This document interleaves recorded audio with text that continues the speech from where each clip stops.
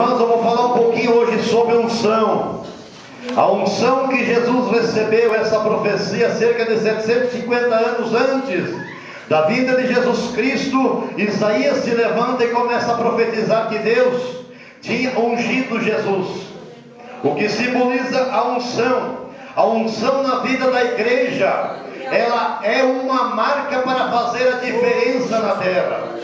Lemos, irmão, Levítico 23 diz que Deus convoca e fala para Abraão que Deus pede que Abraão convoca a congregação para que tragam azeite puro batido, para que houvesse fogo continuamente sobre o candelabro.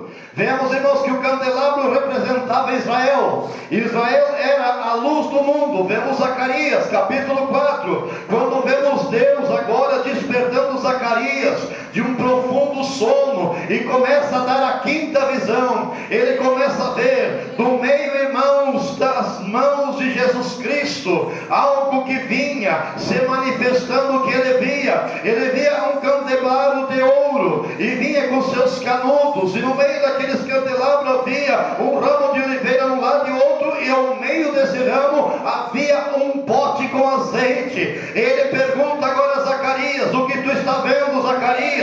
Zacarias não entendeu a visão. Ele te disse: não é por força, não é por violência, mas é pelo meu Espírito, Zerubbabel. O que ele estava dizendo? Israel, naquele momento, ele tinha perdido a ser a lâmpada, a luz do mundo. Ele estava agora pecando diante da presença de Deus, e ele começa agora a perder a luminosidade.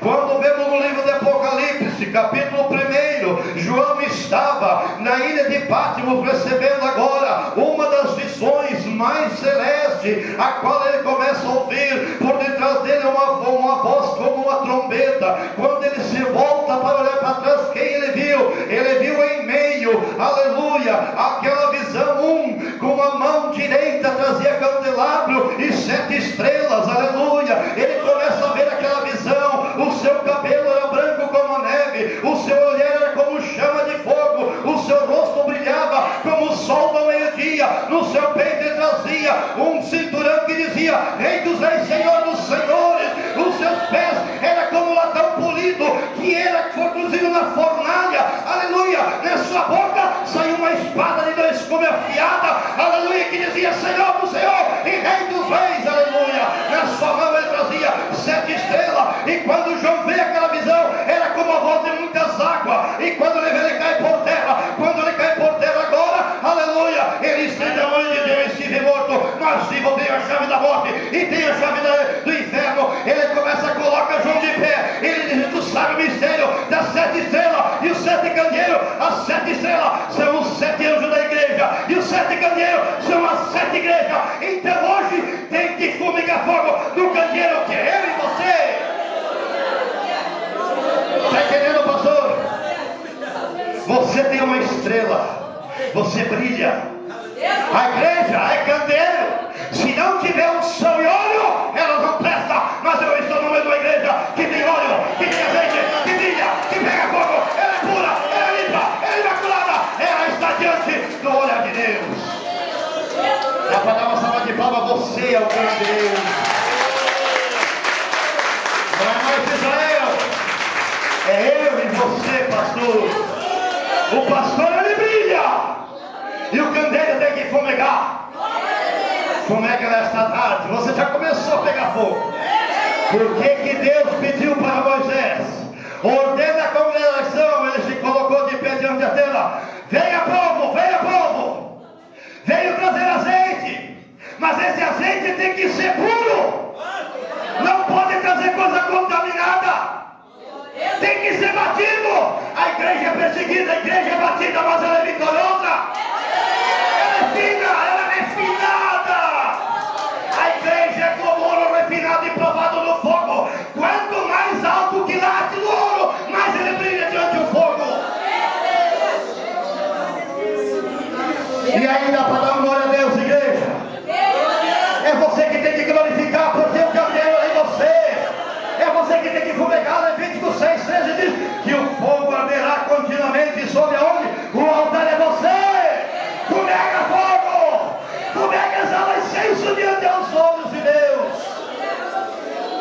Apocalipse capítulo 8 diz que nossa oração sobe como incenso às narinas de Deus. Começa a fumegar hoje, igreja. Se você não sabia, começa onde você, igreja. Que quanto mais te apertam, você sabe porque Jesus foi no Monte das Oliveiras? O Monte das Oliveiras é o monte que mais produzia oliva. E ele estava ali, o que é pisoteado. Diz que ele estava orando, que sua face não saía mais suor, mas saía pingos de sangue. É que Jesus estava na moenda, ele estava sendo moído pelas nossas transgressões, nós somos curados. Isaías, ele diz que ele foi levado a um matadouro. Ele não tinha aparência, ele não tinha formosura, mas olhávamos e reputávamos, não tinha beleza, ele não tinha aparência, mas ele levou sobre si, sobre suas pisaduras, e nós somos sanados. Por que você tem saúde da glória a Deus?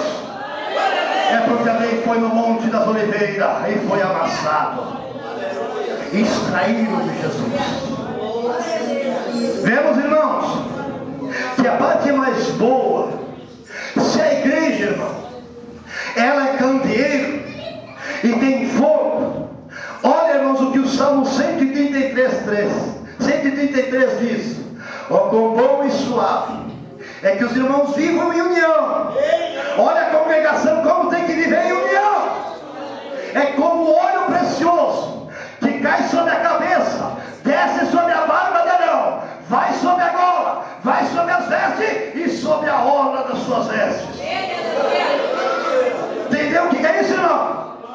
Cabeça é Cristo, barba é apóstolo, gola a igreja primitiva, veste igreja contemporânea, orla é a igreja do arrebatamento. A igreja tem que ser banhada em óleo para ser arrebatada diante de Deus.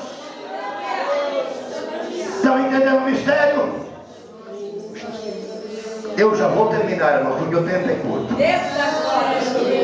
Posso terminar? Olha, ó, o tempo é curto, nós temos mais na série, vamos ter um pouquinho mais na série. Olha, irmãos, o que Eclesiastes capítulo 9 versículo diz. Capítulo 9 versículo diz: em todo tempo sejam alvas suas vestes, e jamais falte óleo sobre a sua cabeça. Quando ele fala em veste, ele fala de santidade. Quando ele fala em veste, ele está olhando a tua mini saia, a tua blusa, a tua calça. Ele está falando em santidade. Quando ele fala de óleo na cabeça, ele está falando de autoridade. Jamais falte óleo. Como tem gente, igreja, com escassez de óleo, não consegue mais colocar a máquina em movimento.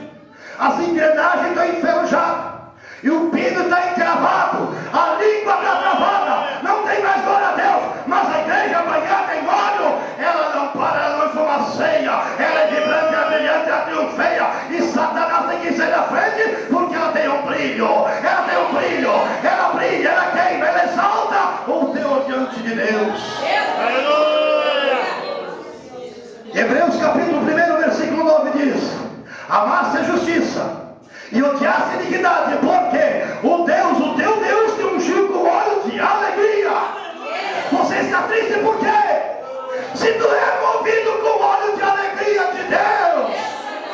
Se o diabo veio roubar, matar e destruir, como está em João 10:10, ele é vida e vida com abundância, experimenta te banhar em óleo. O óleo, irmãos, eu quero dizer que óleo, ele é proteção.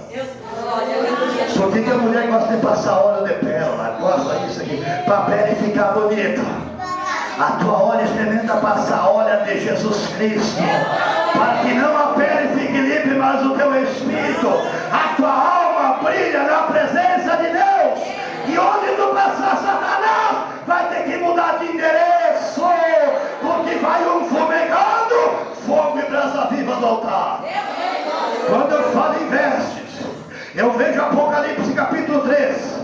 A igreja de Sardes era uma igreja que estava contaminada, tinha pecado, mas Jesus, com seu olhar, estava lá. E no capítulo 4 me diz: tem algumas pessoas que não se contaminaram suas vestes e andarão comigo, porque são dignos